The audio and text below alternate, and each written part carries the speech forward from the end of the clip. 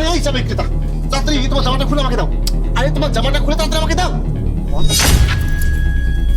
আরে আপনি আমাকে আমার জামা খুলতে বলছেন কেন? কারণ আজ আমি তোমার চায়ের স্টলে দাঁড়িয়ে চা বিক্রি করবো। তুমি তাড়াতাড়ি আমার এটা নিয়ে করে নাও তো, করে নাও না। স্যার, আপনি একজন অফিসার হয়ে আমার এই চা স্টলে বসে চা বিক্রি করবেন কেন?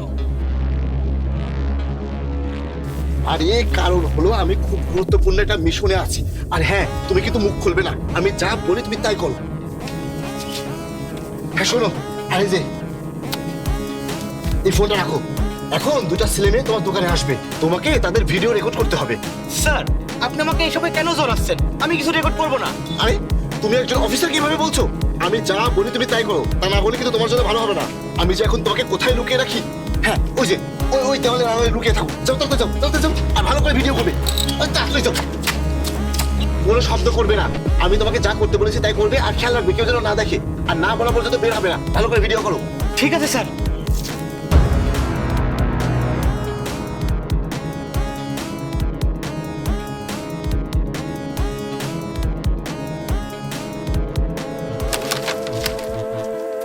আরে এটা তো তুহিনের দোকান। আমরা তো সবসময় ওর দোকানে আসি, ওকে কখনো তো মুখ বাঁধা অবস্থায় দেখিনি। কে সে? ভাই, এটা তো তুহিনের দোকান। তা তুমি কে ভাই? তুহিন আজকে একটু অসুস্থ ছিল, তাই ও তাড়াতাড়ি এই বাড়িতে চলে গেছে। আমি ওর বড় ভাই। আপনারা কি চান স্যার? এক বোতল পানি দাও আর দুটো চা। হ্যাঁ, 2 কাপ ভালো করে চা বানাও। আরে ভাই, তাড়াতাড়ি চা বানাও। এভাবে তাকিয়ে কি দেখছো? কোনো মজা পেলে? হ্যাঁ স্যার, দিচ্ছি।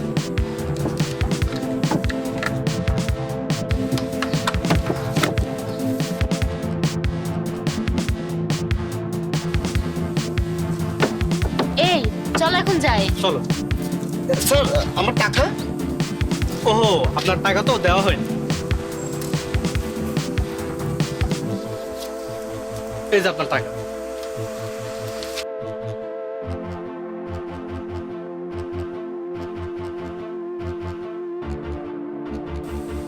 এই এদিকে এসো।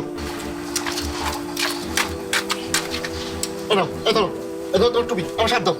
এই ধরো, ধরো তোমার শার্ট ধরো, বলো। স্যার, ওই ছেলে মেয়েটি আপনার কি হয়? ওরা প্রতিদিন আমার দোকানে আসে, আর আপনি এসে গোয়েন্দাগিরি করলেন। আরে পরে সবই জানতে পারবেন। ফোন কোথায়? স্যার, এই নিন। ঠিক আছে। আর সাবধানে যাবেন স্যার।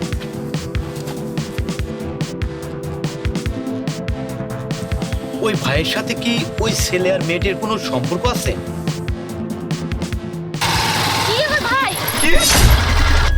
ভাইয়া তুমি? তুই এটা কোন ছেলের সাথে ঘুরে বেড়াচ্ছিস? ভাইয়া, এটা আমার কলেজের স্যার। আমার খুব মাথা ব্যথা করছিল, তাই আমি স্যারকে বললাম আমাকে বাসায় নামিয়ে দিতে। এই তোর লজ্জা লাগে না? তুই তোর বয়ফ্রেন্ডকে স্যার বলে ডাকছিস? ভাইয়া, তোমাকে এসব কে বলেছে যে সে আমার বয়ফ্রেন্ড? আরে এই, কোথায় যাচ্ছ? নামো। এখানে দাঁড়াও, আমি তোমার সাথে কথা বলবো।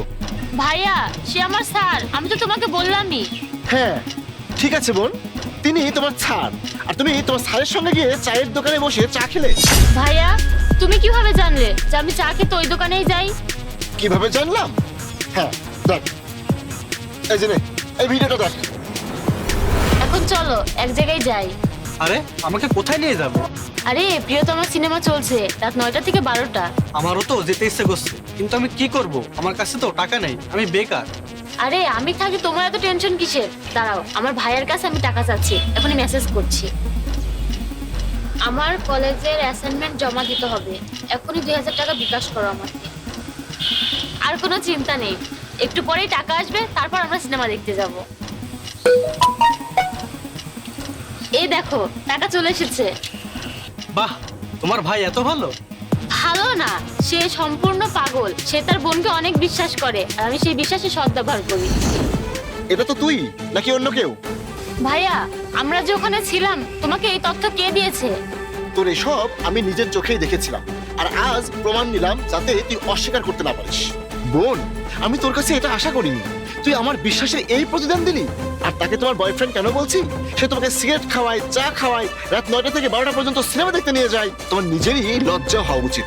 এখন থেকে আমি তোমাকে আর কলেজে যেতে দিব না। ভাইয়া, তুমি এসব কি বলছো? আমার জীবন নষ্ট হয়ে যাবে। প্লিজ ভাইয়া, এরকমটা করো না। ক্ষমা চাও। আমাকে ক্ষমা করে দেন ভাইয়া, আমি আর এমন ভুল কখনোই করব না। তোমার মতো ছেলেকে আমি মাফ করে দিব আর তোমাকে ক্ষমা করে আমি আমার বোনের জীবনটা নষ্ট করে দিব? প্লিজ ভাইয়া। তোমাকে যদি আর কখনো আমার বোনের আশেপাশেও দেখি তোমার জন্য ভালো হবে না, বুঝলে? চলে যাও এখান থেকে। আর তুই এখন আমার সাথে বাসায় চল। চল, আজ থেকে তোর পড়াশোনা সব বন্ধ।